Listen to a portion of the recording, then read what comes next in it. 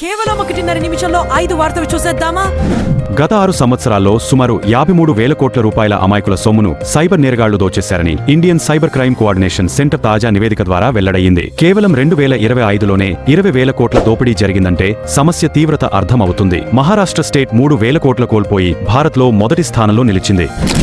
Andhra Pradesh Jammalamadugu MLA Adinarayana Reddy కుమారుడు సుధీర్ రెడ్డిని హైదరాబాద్ పోలీసులు గంజాయి వినియోగం కేసులో అరెస్టు చేసి డి అడిక్షన్ సెంటర్ కు తరలించారు. హైదరాబాద్ ఈగల్ టీం తనిఖీలో దొరికిన సుధీర్ రెడ్డికి టెస్టు నిర్వహించగా గంజాయి సేవించినట్టు రిపోర్ట్ రావడంతో పోలీసులు ఈ బీజేపీ ఎమ్మెల్యే కుమారుడిని అరెస్టు చేశారు.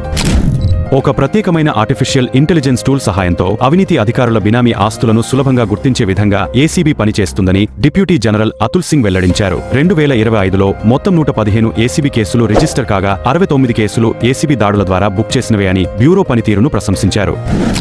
ఆంధ్రప్రదేశ్ ఉప ముఖ్యమంత్రి పవన్ కళ్యాణ్ తెలంగాణలోని కొండగట్టు అంజన్న క్షేత్రాన్ని సందర్శించి తిరిగి వస్తున్న సమయంలో కారు పైన కూర్చుని అభిమానులకు అభివందనం చేస్తున్నారు. ఆ సమయంలో విద్యుత్ తీగలు, పలు కేబుళ్లు తలకు తగలబోవడంతో పవన్ కళ్యాణ్ చాకచక్యంగా వెనుకకు పడుకున్నారు. తమ అభిమాన హీరో నాయకుడికి చాలా పెద్ద ప్రమాదం తప్పింది అని అభిమానులు ఊపిరి పీల్చుకున్నారు.